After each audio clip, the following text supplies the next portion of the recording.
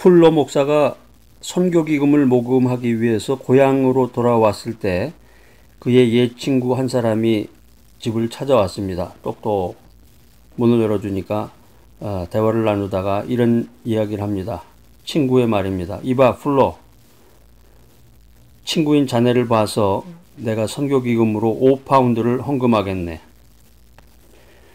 그러면서 지갑에서 돈을 꺼내서 선교기금을 전해주니까 훌러 목사가 돈을 다시 돌려주면서 이렇게 말하는 거예요. 아니야. 나를 봐서 이렇게 헌금하는 돈은 내가 받을 수가 없지.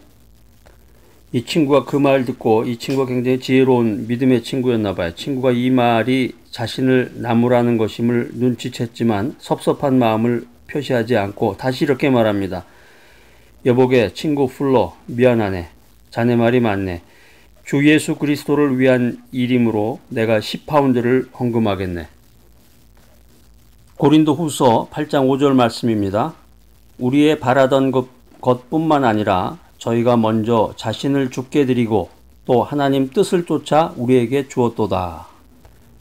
신명기 26장에 보면은 참된 헌물이라는 것이 무엇이냐. 그래서 헌물과 헌금에 대한 그런 지혜로운 말씀들이 기록이 되어 있는데 핵심은 뭐냐면은 참된 헌물의 핵심은 뭐냐면 감사죠. 하나님의 은혜에 대한 감사. 그래서 헌물과 헌금을 드리는 자세는 헌물을 드리면서 신앙을 고백해야 됩니다. 또 헌물과 헌금을 드리면서 기쁨을 나눠야 됩니다. 이웃과 기쁨을 나누라.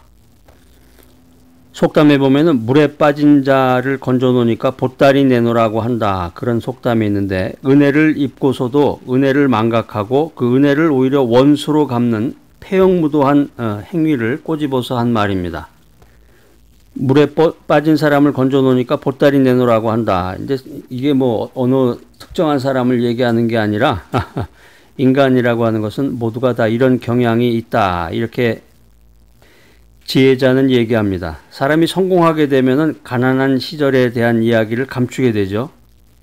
또 오늘의 자신의 모습을 기억하지 아니하고 은혜를 입었던 사람을 망각하고 교만해지는 것이 인간의 모습입니다.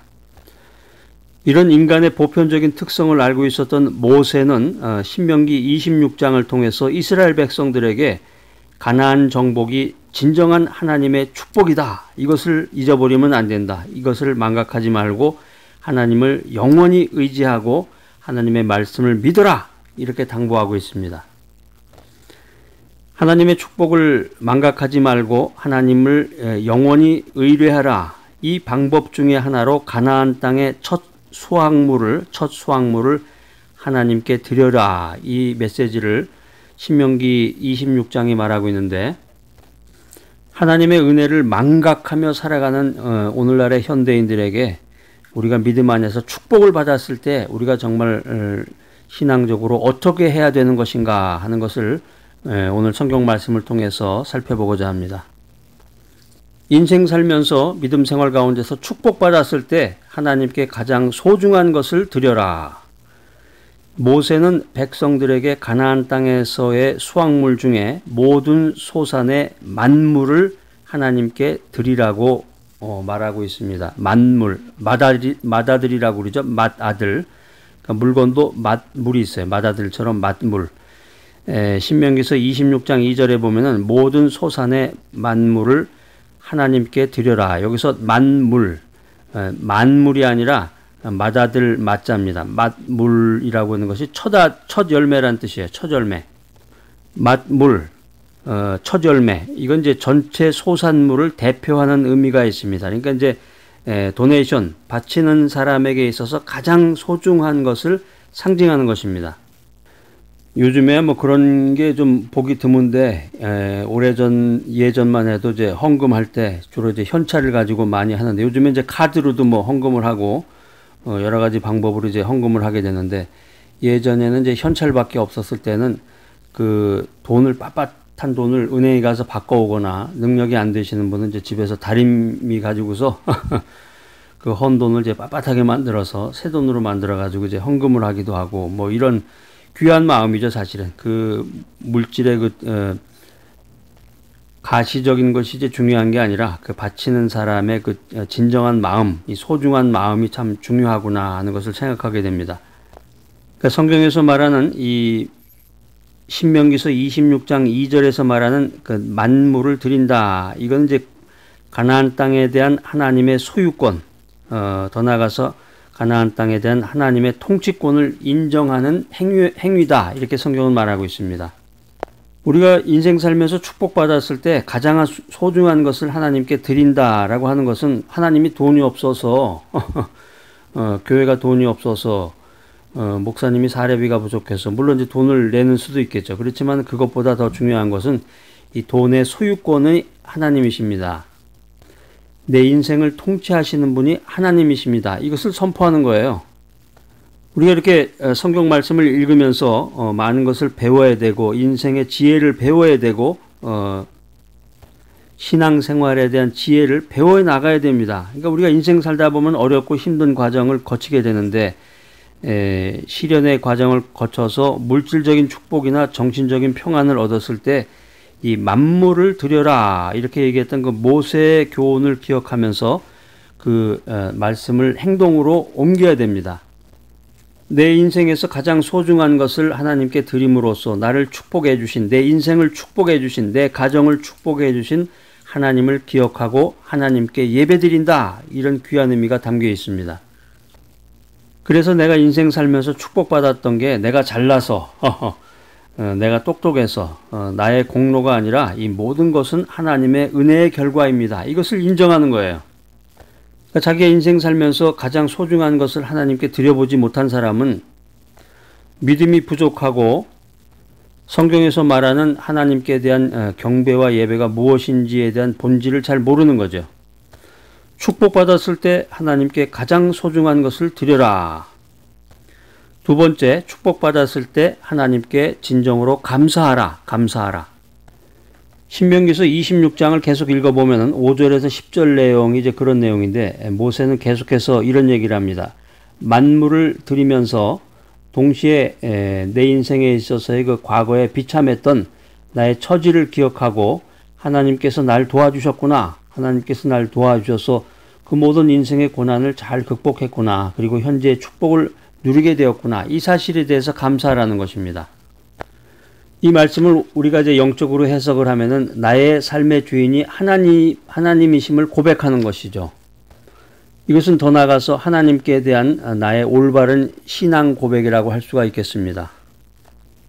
성경에 나오는 이스라엘 백성들이 바치는 이 만물이 아름다운 것은 이 만물 자체에 가치가 있는 게 아니라 드리는 사람의 그 신앙이 그 속에 내포되어 있다. 이 사실을 우리가 깨닫게 됩니다. 신약 성경 마가복음 12장에 보면은 과부의 헌금에 대한 이야기가 나오는데 마가복음 12장 41절로 44절입니다. 한번 41절 한번 읽어볼까요? 마가복음 12장 41절 시작. 예수께서 연보궤를 대하여 앉으사 무리의 연보궤에 돈 넣는 것을 보실세 여러 부자는 많이 넣는데 계속 한번 읽어보겠습니다. 한 가난한 과부는 와서 두 렙돈 곧 한 고드란트를 넣는지라. 예수께서 제자들을 불러다가 이르시되 내가 진실로 너희에게 이르노니 이 가난한 과부는 연보궤에 넣는 모든 사람보다 많이 넣었도다. 저희는 다 그 풍족한 중에서 넣었거니와 이 과부는 그 구차한 중에서 자기 모든 소유 곧 생활비 전부를 넣었느니라 하셨더라. 여기 성경에 나오는 이제 부자는 그 헌금통에다가 돈을 많이 넣었다는 거예요. 헌금을 많이 했는데 헌금 많이 했는데 뭐 잘못했다는 건 아니에요. 그런데 이제 오늘 성경 메시지의 핵심이 뭐냐면은 돈을 많이 냈느냐, 헌금을 많이 했느냐 안 했느냐 이 사실이 문제가 아니라 그 바치는 자, 헌금을 드리는 자의 그 마음 자세가 어떠하느냐, 마음 자세가 더 중요하다라는 거죠. 그러니까 성경에 나오는 부자는 마가복음에 나오는 이 부자는 돈을 많이 냈는데 교회에 돈을 많이 냈는데 헌금을 많이 드렸는데 하나님으로부터 칭찬받지 못했다는 것이고 가난한 과부는 두 렙돈밖에 헌금을 할 수가 없었는데 아주 적은 거예요. 근데 그 여인의 생활비의 전부였다는 거예요. 그러니까 주님께서는 그 헌금할 때 그 돈의 액수가 중요한 게 아니라 그 돈의 액수로 사람을 평가하는 것이 아니라 그 사람의 그 드리는 그 마음의 동기를 보셨다는 것입니다. 그래서 우스갯소리가 있는데 어떤 사람이 교회를 찾아가서 목사님, 목양실이라고 그러죠. 목사님하고 상담을 나누려고 똑똑 문을 열고 이렇게 들어갔더니 목사님이 사람들이 쭉 들어오니까 악수를 하면서 이렇게 분류를 하신다고 그래요.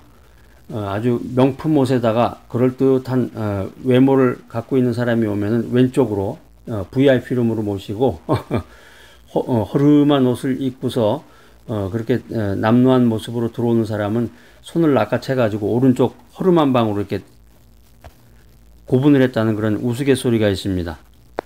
우리가 축복받았을 때 하나님께 감사하면서 우리의 신앙을 고백해야 됩니다. 우리가 인생 살면서 내 믿음이 좋아서 내가 뭐 교회 봉사 많이 해서 하나님이 나를 축복해 주신 게 아닌데 우리의 모든 축복이 나의 죄악에도 불구하고 전적으로 하나님의 은혜로 말미암아 주어지신 것에 대해서 고백을 해야 되는 것입니다. 뭘 또 고백하라는 거예요? 자꾸 고백하라 그러니까 또 피곤해지네요. 그런 분도 아마 있을 것 같은데 그런 분들은 아직 멀었어요. 믿음 안에서 귀를 쫑긋 세우시고 하나님의 말씀이 나를 어떻게 인도하시는지 관심을 가지시기 바랍니다. 무엇을 고백할 것이냐? 무엇보다도 영영한 사망에서 나를 구원하신 그 하나님의 은혜에 감사하라. 감사하라는 것입니다. 그리고 더 나아가서 그 감사와 신앙 고백을 통해서 하나님께 모든 영광을 돌려야 됩니다. 할렐루야. 자, 축복받았을 때 첫 번째 어떻게 하라 그랬어요? 하나님께 가장 소중한 것을 드려라. 두 번째 뭐예요? 축복받았을 때 하나님께 감사와 신앙 고백을 해라. 세 번째, 축복받았을 때 이웃과 더불어 기쁨을 나누라. 신명기서 26장 11절에 보면은 레위인과 너희 중에 우고하는 객과 함께 즐거워할지니라 이렇게 성경은 기록하고 있습니다. 이 말씀의 지인이는 내가 인생 살면서 믿음 생활하면서 축복을 받았을 때 모든 사람과 나누어라. 특별히 가난한 사람들, 가난한 이웃들 그리고 도움이 필요한 사람들과 더불어 함께 이 축복을 나누어라는 것입니다. 우리가 현대 문명사회를 살아가면서 이 나누어 줘라 이 말씀이 참 점점 실천에 나가기가 쉽지 않은데 왜냐하면 사람들이 점점 인색해지고 개인주의 경향을 보이게 되고 또 받는 사람 입장에서도 자존심이 너무 높고 눈높이가 높다 보니까 이게 쉽지 않아요. 인생 살아가면서 신앙생활하면서 받은 바 축복을 이웃과 함께 나누어야 된다. 나누어 줘라. 이 명령은 이제 구약에서 오늘 이제 신명기 26장에서 살펴보고 있는 내용 여기만 나오는 게 아니라 성경에 보면 굉장히 많이 나와요. 신약에서도 굉장히 이런 내용들이 요구가 되고 있는데 예수님도 그런 말씀하셨어요. 누가복음 3장 11절 이 말씀은 정말 기가 막힌 말씀인데 한번 읽어볼까요? 누가복음 3장 11절 옷 두 벌 있는 자는 옷 없는 자에게 나눠줄 것이요. 이 말씀 어떠세요? 이거 실천하기가 쉽지 않겠죠? 내가 이렇게 옷장 문 쫙 열어보면은 내가 백화점에 가서 샀던 그 명품 옷들 이렇게 쫙 걸려 있는데 이걸 어떻게 나눠줘? 옷이 두 벌이 있는 자는 하나를 나눠주라 그랬는데 그러면 50% 반을 나눠주라는 얘기인데 이건 말도 안 되는 소리네. 정말 그만큼 우리가 말씀과 동떨어진 생활을 하고 있는지도 모르겠습니다. 그래서 요즘에는 그 옷이나 뭐 신발, 뭐 가방, 뭐 이런 걸 도네이션 하죠. 어떤 그런 기관 같은 데다가 이제 도네이션을 하기도 하고 이렇게 길 가다 보면 그 함 같은 것도 있어요. 거기다가 또 집어넣기도 하고. 그 처음에는 이제 이게 좋은 뜻에서 어려운 사람들, 실제로 이제 뭐 서울역 앞이라든가 서울 같은 데 보면은 뭐 대전역이라든가 이런 데서 홈리스 생활하시는 분들이나 어려운 사람들한테 이렇게 옷이 무료로 프리로 해가지고 이렇게 나누어주는 그런 행사가 진행되기도 합니다. 그런데 이제 이런 게 변질이 돼가지고 이런 옷들을 이렇게 막 톤으로 해가지고 아프리카 같은 데다가 이제 팔기도 한다고 그래요. 누가복음 18장 22절에 보면은 내게 있는 것을 다 팔아서 가난한 자들을 나누어 주라. 이 말씀은 조금 전의 말씀보다 더 실천하기가 어려운 것 같으네. 아니 내가 지금 재산 있는 거 다 팔아가지고 어떻게 나눠줘? 여러분 어떠세요? 이 말씀 듣고 이거는 성경 말씀이 아닌 것 같으네. 그렇게 생각하시는 분도 아마 있을 거예요. 여러분 한번 찾아보세요. 누가복음 3장 11절, 누가복음 18장 22절. 그러니까 이게 성경 말씀을 알아야 돼. 성경 말씀을 알고 이게 정말 하나님의 말씀인지, 하나님이 어떤 뜻으로 이 말씀을 하셨는지, 믿음 생활, 신앙 생활 해나가기가 쉽지 않습니다. 그러니까 자기 형편이 녹록지 않다고 해도 충분한 여유를 가지고 생활하는 것이 아니라 그래도 복음 전파에, 복음을 전하는 것에 특별히 주님을 사랑하는 마음으로, 하나님께 경배하는 마음으로 복음을 전하기 위해서 자기 재산을 헌납하고 자기 재산을 바치는 사람들도 있습니다. 제 주변에도 그런 선한 마음을 가지고 계신 분들이 있는데, 이런 분들은 아주 귀한 분들이죠. 정말 귀한 분들이고 세상에서 쉽게 만날 수 없는 아주 놀라운 그 믿음의 사람들인데, 항상 기도하시는 분들이에요. 기도하시면서 할렐루야를 외치면서 어떻게 하면 복음을 전할까, 내가 가지고 있는 작은 것을 가지고 주님께 영광을 돌리고자 귀한 인생을 살아가고자 애쓰고 노력하면서 살아가는 분들도 계십니다. 신약성경 히브리서 13장 16절 말씀입니다. 서로 나눠주기를 잊지 말라. 이게 성경에 있는 말씀을 자꾸 우리가 읽으면서 정말 내가 은혜 받았을 때, 축복 받았을 때 더불어 나누어야 되는구나, 이웃과 더불어 나누어야 되는구나 하는 생각을 갖고 자기 인생 경륜이라든가 자기의 그 직분, 직책에 따라서 복음 전파를 통해서 하나님으로부터 받은 축복을, 복음 전파를 통해서 하나님께 영광을 돌리는 그런 귀한 방법도 여러분들이 기도하는 가운데서 생각을 하셔야 됩니다. 또 실천하셔야 됩니다. 오늘 우리가 이제 신명기 26장을 통해서 모세가 이스라엘에게 명령했던 그런 내용들을 살펴봤습니다. 우리가 인생 살면서 신앙생활하면서 내가 받은 그 축복을 어떻게 감당해야 되는가, 이 사실을 우리가 배웠는데, 여러분들 어떤 결론을 내리셨습니까? 어이구, 성경 말씀 감당이 안 되네 오늘. 오늘 뭐 감당이 안 되는 말씀. 교회 가도 메시지 전파될 때 돈 얘기 나오면 이게 또 뭐 돈 내란 얘기인가 보다, 헌금인가 보다 관심 뚝 하고 하시는 분들이 많으시죠? 인생이라고 하는 것은, 신앙생활이라고 하는 것은 선택이에요. 선택. 하나님이 들려주시는 축복받았을 때 가장 소중한 것을 드려라. 축복받았을 때 감사와 신앙 고백을 해라. 축복받았을 때 이웃과 더불어 좋은 것을 나누어라. 그 말씀을 듣고 한쪽 귀로 듣고 한쪽 귀로 흘려버리던, 아이고 이 소중한 말씀, 내가 비록 가진 것은 없고 작은 것을 가지고 있지만 이것을 바쳐서 오병이어의 기적이 일어나고 내가 가진 이 작은 것을 통해서 주님의 복음이 전파되게 해야지, 할렐루야 할렐루야, 이렇게 살아가시던 여러분 마음입니다. 선택하시기 바랍니다. 구약성경 잠언서 3장 9절 10절 말씀 한번 제가 읽어드리겠습니다. 자, 시작. 내 재물과 내 소산물의 처음 익은 열매로 여호와를 공경하라. 그리하면 내 창고가 가득 차고 내 즙틀의 포도즙이 넘치리라. 자, 오늘 이 귀한 메시지 들으신 여러분들, 축복받았을 때 내가 잘해서 그런 건데 뭐 이렇게 생각하지 마시고, 축복받았을 때 하나님께 가장 소중한 것을 드려라. 축복받았을 때 감사와 신앙 고백을 하고, 축복받았을 때 이웃과 더불어 귀한 것을 나누면서 서로 기쁨으로 지내라. 이런 소중하고 귀한 마음을 가지고 믿음 생활하면서 주여 첫 열매를 내가 가져왔나이다, 이런 신앙 고백을 하는 귀하고 복된 여러분 모두가 되시기를 간절히 기대합니다.